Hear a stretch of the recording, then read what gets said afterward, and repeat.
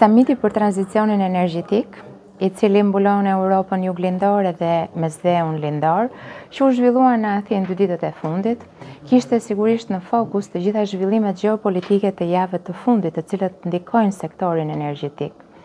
Ministra nga e gjithë Europa, kabinetet e tyre, por edhe përfaqësues të kompanive të mëdha,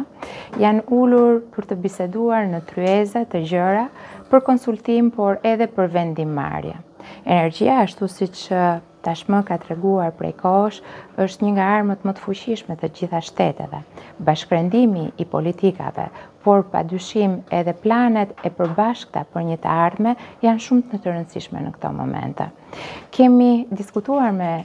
skuadrën shqiptare gjatë këtyre ditëve, në të gjithë partnerët tanë, të cilët janë pjesë e projekteve të reja që kemi nisur, ashtu siç janë për shembull kompanitë italiane për sa i përket linjës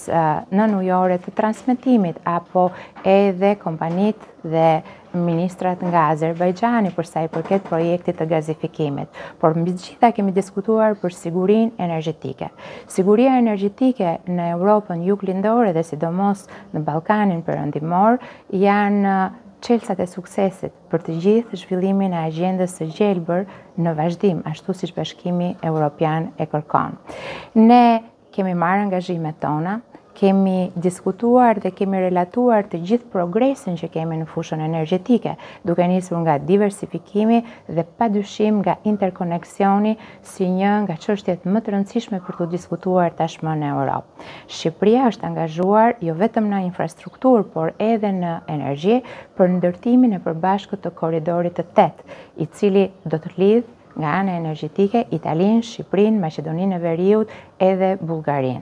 Gjithashtu, bisedime të rëndësishme kemi pasur edhe me ministren e energjisë britanike, e cila do të jetë edhe kryesuesja e të gjithë organizimit për sa i përket dialogut të Berlinit në të ardhmen, dhe padyshim mbështetja e Britanisë Madhe ka qenë dhe do të jetë gjithmonë e rëndësishme për Shqipërinë. Samiti i tranzicionit energjetik i zhvilluar në Athinë, padyshim që një takim tjetër i frutshëm për të bashkërenduar punët dhe detyrat, për të punuar për qëndrueshmërinë dhe sigurinë energjetike dhe duke pasur gjithmonë parasysh mirëqenien e vendeve të Ballkanit perëndimor dhe duke pasur parasysh që energjia është dhe do të mbetet një nga sektorët më të rëndësishëm për sigurinë e të gjithë vendeve tona.